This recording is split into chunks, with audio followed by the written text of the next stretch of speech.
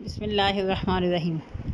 ایک چونکا دینے والی تحریر، برانڈڈ کفن۔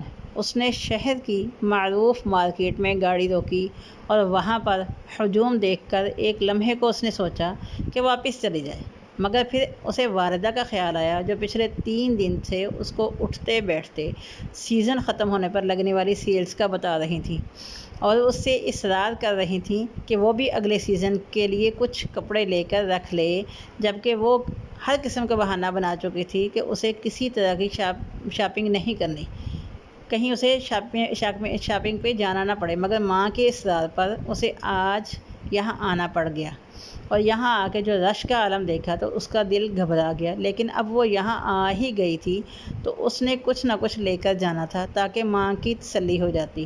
اس نے پارکنگ کی ٹکٹ لی، گاڑی لاک کی اور بیگ اٹھا کر باہر نکل آئی۔ اس مارکیٹ میں برانڈ کی دکانیں تھیں، ساتھ ساتھ عام کپڑوں کی دکانیں بھی تھیں۔ ویسے تو برانڈ کے زمانے میں عام کپڑے لوگوں کو کم ہی پسند آتے تھے، مگر جن کی جیب اجازت نہ دیتی وہ انہی دکانوں سے خریداری کرتے۔ وہ بے مقصد مختلف دکانوں میں گھوم رہی تھی کہ کوئی کپڑا اسے پسند نہیں آ رہا تھا۔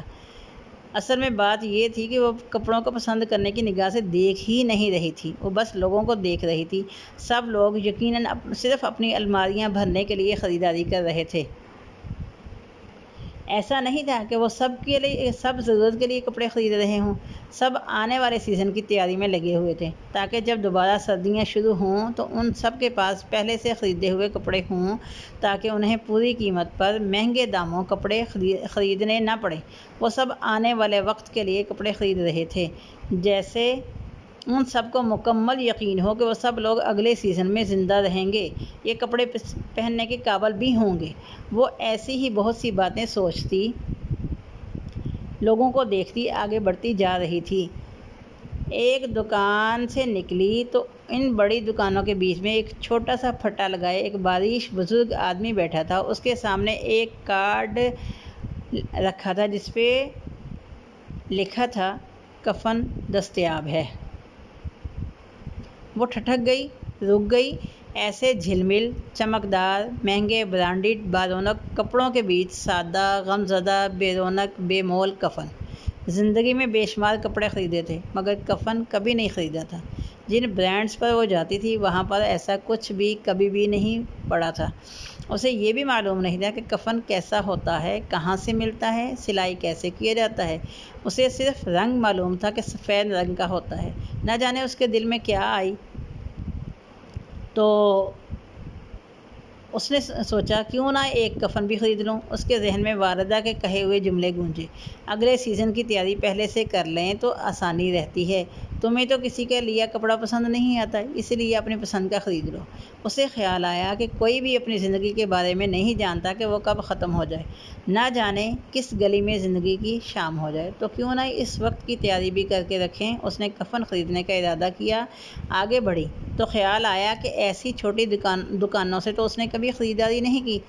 مما کہتی ہیں کہ یہ لوگ سستا کپڑا بیچتے ہیں جو کہ انتہائی غیر معیاری ہوتا ہے۔ ساری عمر مہنگا برانڈڈ کپڑا پہننے والی کو آخری لباس بھی تو مہنگا برانڈڈ ہی خریدنا چاہیے۔ اس نے دوبارہ سے برانڈز کی دکانیں چیک کرنا شروع کر دیں مگر کسی بھی دکان میں اسے اعلیٰ مہنگا برانڈڈ کفن نہ مل سکا۔ ایک مشہور برانڈ جو خواتین کا پسندیدہ سمجھا جاتا تھا، وہاں اس نے سیلز مین سے پوچھنے کی کوشش بھی کی کہ کیا آپ کے پاس کفن موجود ہیں۔ سیلز مین عجیب ترحم بھری نظروں سے اس سے دیکھتے ہوئے بولا، ہم کفن نہیں بیچتے، آپ باہر کسی دکان پر دیکھ لیں۔ وہ باہر نکلی، واپس اسی پھٹے کے پاس گئی۔ بزرگ نے اسے دیکھا اور پوچھا کہ بیٹا کیا چاہیے؟ ایک کفن چاہیے۔ کس کے لیے؟ جی اپنے لیے۔ اپنے لیے؟ بزرگ نے حیرانی سے پوچھا، اپنے لیے کفن کون خریدتا ہے بیٹا؟ میں خریدنا چاہتی ہوں، یہ لو۔ بزرگ نے 2 سفید چادریں اس کے سامنے رکھ دیں۔ اس نے ایک نظر ان چادروں کو دیکھا اور پوچھا، کوئی اور اچھے والا کپڑا؟ بیٹا کفن میں اچھا اور برا کیا ہوتا ہے؟ 2 سوتی چادریں چاہیے بس، انسان کی اصل کمائی، زندگی بھر کی جمع پونجی، بس یہ 2 چادریں اور 2 گز زمین کا ٹکڑا ہی ہوتا ہے۔ باقی سب دنیا کا مال ہے، دنیا کے ساتھ ہی ختم ہو جانا ہے۔ اس نے ایک چادر پکڑی، اس کے کھردرے پن کو محسوس کیا اور ایک سائڈ سے زور سے کھینچا تو وہ ذرا سا پھٹ گیا۔ اس نے اسی جگہ سے دوبارہ کھینچا تو وہ آسانی سے پھٹتا چلا گیا۔ اس نے غصے اور ناراضگی سے بزرگ کے سامنے دونوں کپڑے پھینکے۔ یہ بیکار کپڑے پہنا کر مٹی کے نیچے ڈال دیتے ہیں، یہ تو پانی کو نہیں روک سکتا ہے، نہ گرم سرد کو۔ جب تک جان ہے تب تک موسم ہے، مزاج ہے، گرم سرد ہے۔ جب جان نکل جائے گی تو پھر صرف مٹی ہی رہ جائے گی، پھر مٹی نے مٹی میں مل کر مٹی ہی ہو جانا ہے، پھر کیا کمزور کپڑا اور کیا مضبوط کپڑا۔ بزرگ نے تحمل سے جواب دیا، بیکار کہانیاں مت سنائیں، مٹی کے بنے ہیں، مٹی ہو جائیں گے، مٹی میں تو کیڑے ہوتے ہیں، اگر ہم مٹی کے بنے ہوتے تو ہم میں کیڑے نہ پڑ جاتے۔ اس نے نخوت سے جواب دیا، کیڑے تو پڑ جاتے ہیں بیٹا، مگر کیڑے تو پڑ چکے ہیں انسانوں میں، یہ غصہ، یہ حسد، یہ جلن، پیسے کی طلب، یہ زمین کی چاہت، یہ سب کیا ہے؟ کیڑے ہی تو ہیں جو اس چیکری مٹی میں پڑے ہوئے ہیں، بلکہ پڑ چکے ہیں۔ بزرگ نے پھر تحمل سے جواب دیا تھا، مگر وہ اب بیزاری سے ادھر ادھر دیکھنے لگی جیسے کوئی اور دکان ڈھونڈ رہی ہو۔ اس کپڑے پر اعتراض ہے بی بی، تو جا کر لٹھا خرید لو، لیکن قبر کے موسموں سے بچنے کے لیے اعلیٰ کپڑے کی نہیں کسی اور چیز کی ضرورت ہوتی ہے۔ بزرگ کے چہرے پہ پراسرار مسکراہٹ ابھری، وہ پاؤں پٹکتی آگے بڑھ گئی اور ایک معروف برانڈ کے بورڈ پہ لکھا ہوا پڑھا، اعلیٰ لٹھا دستیاب ہے۔ وہ اندر داخل ہو گئی اور اس نے اعلیٰ لٹھے کے 3 کفن خریدے جو اس برانڈ کی پیکنگ میں تھے۔ جب گھر پہنچی تو ماما پاپا جیسے اس کے منتظر بیٹھے تھے۔ ماما نے اس کے ہاتھ میں معروف برانڈ کی پیکنگ دیکھی تو خوشی سے بولی، کچھ بہت اچھا خرید کے لائی ہوگی میری بیٹی، اس کی تو پسند ہی بہت اعلیٰ ہے۔